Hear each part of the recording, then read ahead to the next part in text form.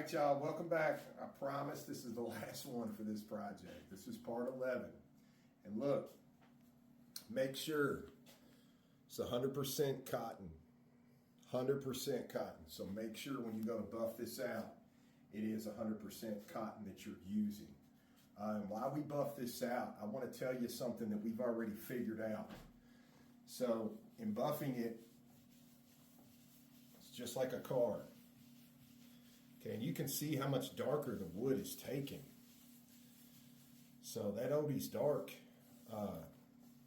big fan, like it. One of the problems with the Odie's dark that we just figured out, again, this is kind of an experimental piece with me and Tom. This is not for anybody in particular. This is for a class we have coming up. We just tried something different to take to the class. And, we wanted something that everybody could see, touch, and feel. So this project here was very small. And it's allowed, it's going to be able to be passed around the room so everybody can see it, touch it, feel it. The problem that we figured out with the Odie's dark is the dark, let me stop here just a second. The dark, as opposed to the Odie's Universal, which is the regular, and this is the dark. We used the dark because we were thinking about the wood, and we wanted that wood to really hit dark, a lot darker. You can even apply a stain to Odie's, mix it up in there, and create a whole different look. What we did not take into consideration, and what we did not really realize until the actual Odie's went on here, is the Odie's itself. Because it was so dark, it put a dark tint on the epoxy part, on the casted resin. It put a dark tint on that. So we kind of lost our color there. It does not flash the blue that we had once seen. No big deal. It happens. This was the first glow in the dark pigment of that particular brand that we had tried. Other pigments before that we have used turned out exactly like we wanted it to. And now that we know on the flip side, if we would have resined this top, okay, this is tabletop resin like I showed you in the other video. Tabletop resin is meant to be put over a surface, like this is a surface, and it's made to be put over a surface maybe up to 1/8 of an inch thick. That's it. Very minimal. The resin we used to create this was a deep 2 to 4 inch deep cast, fill in all the voids, and after it sits there and hardens for 3 days, it becomes one solid piece. So before, a lot of you all looked at that copper when we put a light behind it, it looks like you can reach out, touch it, and it would burn you. We actually put a resin, tabletop resin, over that. And in doing so, you got to pick your poison. So if this is the top, and this is what you're going to stay looking at, your resin is going to run over and drip right here, right before it rolls underneath. It's not a problem getting those drips off. But then when you go to flip it to resin the other side, you're really not going to have an even flow like you do with the oil. So that's why we went with the oil on this one. No big deal. You live, you learn. This is still a beautiful, beautiful piece. I mean, you can't take away the clarity, the wood, the details, and just everything coming together picture perfect.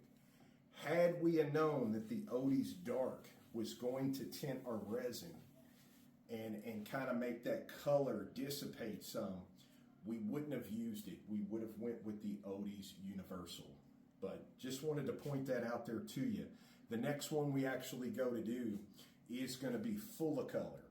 And we are going to resin, tabletop resin over that. So we'll use a casting resin to make it, and we'll use a tabletop resin to go over it, and you will see just an immaculate, huge difference. But all in all, we have no complaints. This top is absolutely gorgeous. So there is, you want to buff this out really well.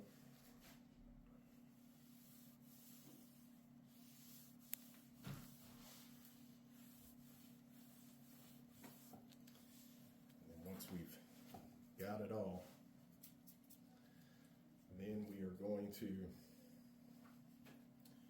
flip our towel here. We can't thank y'all enough for tuning in, being a part of this. This is really cool. It's really awesome, and we're glad to have each and every one of you. We love doing resin. Again, we've done it for a long time, and we have made all kinds of mistakes. And the whole point of these videos is so you can appreciate, the process and everything, and hopefully you don't have to make all the same mistakes we did.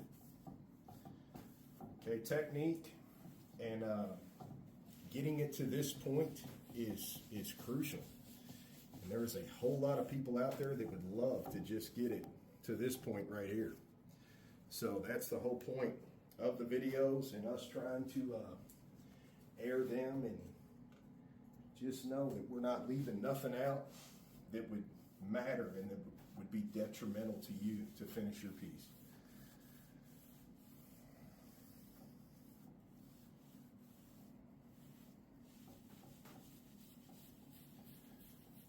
But I mean, this is just stunning.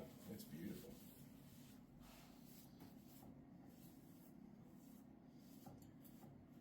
So we just wanted to share that little tip with you, though. I wish now we would have done a tabletop resin over this instead. But again, it was going to a classroom, and people are going to be looking at the back side, so we wanted the back side just as flawless and perfect as the front side. Normally on a countertop per se, we do not go to the extent with the underneath as we do with the top. That does not mean we don't seal the underneath to protect it. We just don't go as far into the sanding and all that stuff. It's just there's no need for it because you never see it. With this, it's a little bit different. You see all of it. But there it is. It is buffed out. Beautiful. Look at that guy. Just pick him up here and show you. Look at that.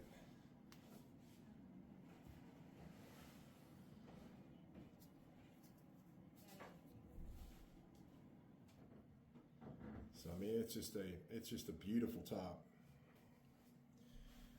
We are tickled with it. We hope you guys are at home too. So we're going to leave you all now. We are completely done, completely finished with this guy. We have a class coming up this Wednesday that we're going to be taking this to, so that the people there can actually, see it firsthand and everything like that.